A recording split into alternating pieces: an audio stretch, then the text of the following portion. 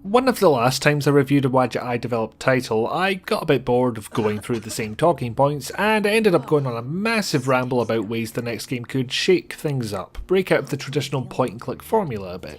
3 years later, out comes Unavowed, a point and click game with RPG influences, multiple protagonist origins, a bunch of potential companion characters, and a branching storyline. Well, that's me tell.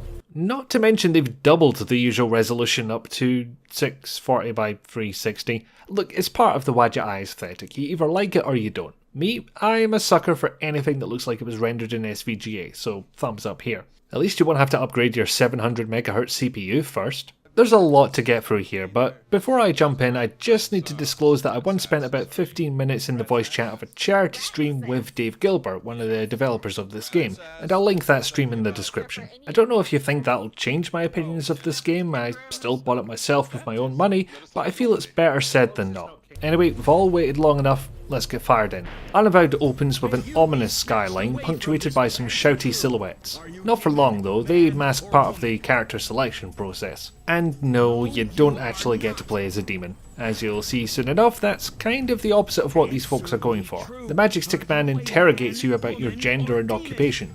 Facts you struggle to remember because you've been possessed by a demon and it's been leading you on a violent rampage all the way through New York City for an entire year. In fact, you'll play a brief section to match your chosen occupation, including the moment you were possessed. Gotta say, I'd like to when the Samaritan Paradox did something like this, and I like it here. Back in the present, the exorcism goes well, at least as well as anything that involves being struck by lightning can go, and you're left with, well, let's call it a choice. Since going back to that old life after a year-long murder spree is unrealistic at best, your other option is to join up with the very people who just saved your soul, a group known as the Unavowed, who protect the everyday world from supernatural threats. With Eli the Fire Mage and Mandala the sword-wielding Jinn by your side, you're all set to embark on the non-stop thrill ride that is being part of the Unavowed.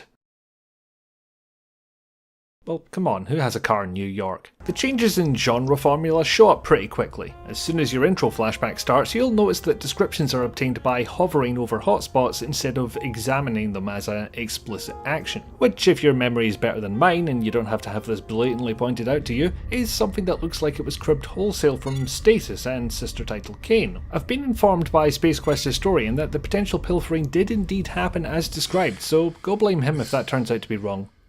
Normally I'd complain about the text being shown away from where the cursor is, since you keep having to shift your focus, but the text was large enough that I never found it to be an issue. This essentially means we're using a one-button interface, with the exception that you can hold down both mouse buttons for a second, and that'll highlight all the hotspots on screen. I get that the delay prevents you activating the feature accidentally, but making you wait a full second is kind of inconvenient. It makes it look like a debug feature that was never dummied out.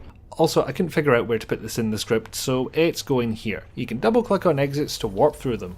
Yay! Whilst I do miss the whole right click to examine mechanic for reasons I haven't quite pinned down yet, probably nostalgia related, I see some benefits to this approach. You can scan a room by merely moving the mouse around rather than click, read, repeat forever. It also facilitates one of several BioWare inspired features. Companion banter. That subway scene isn't just there for comedy, that's where you pick 2 companions from an expanding roster to take out on each mission, and those companions will have a wee chat at random intervals. So if you don't need to click a hotspot to hear its description, that's one less thing to interrupt the banter. You can still accidentally wander out of the scene and lose that conversation forever, but hey. This method also cuts down on the amount of voice acting that needs to be recorded. With 2 possible genders for your protagonist, that's a significant time save. Which is something else that needs brought up.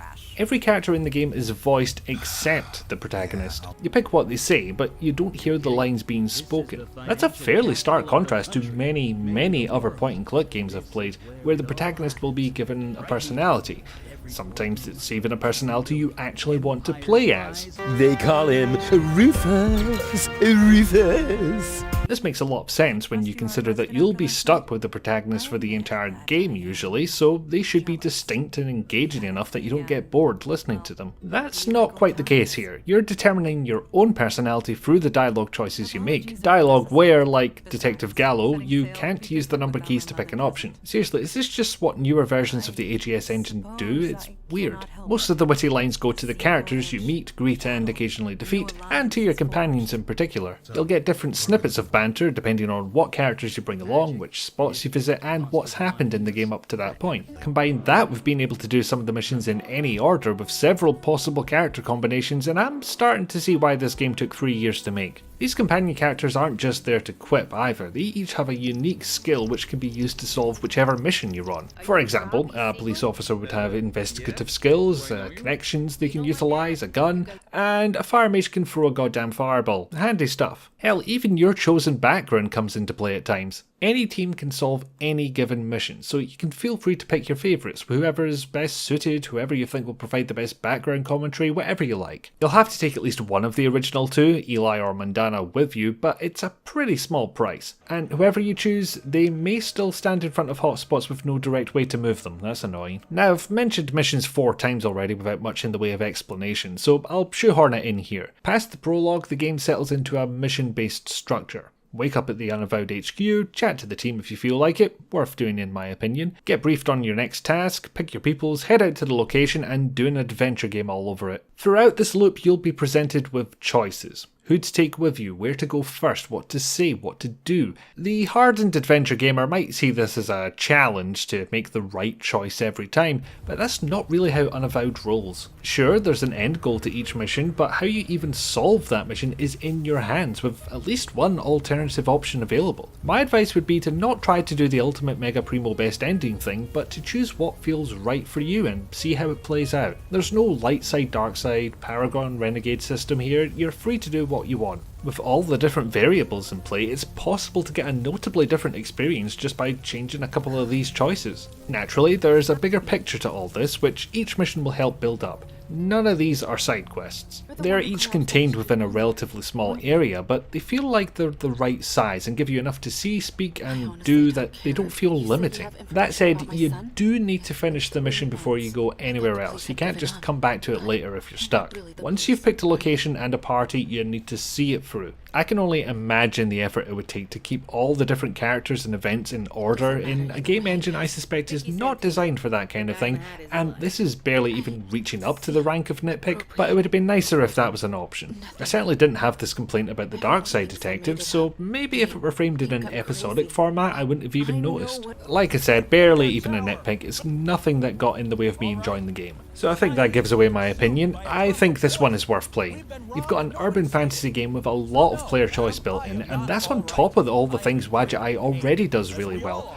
Voice acting, writing, characterization, music, artwork, especially the artwork. It's a touch on the darker side, think somewhere between Blackwell Epiphany and one of the earlier titles in that series, but you don't get to be part of a 100 years old secret society of supernatural threat hunters without developing a sense of humour, and there's plenty of wit to be found. Add in the ever delightful developer commentary and blooper reels, and you're left with something that I think is worth the 11 or so hours I put into it. Absolutely worth the £11 price tag. Honestly, the only criticism I can think of is that the Chinatown mission is a bit long, and that has one of my favourite characters in it, except for when your companions stand in front of an object you're trying to pick up. That's a pain.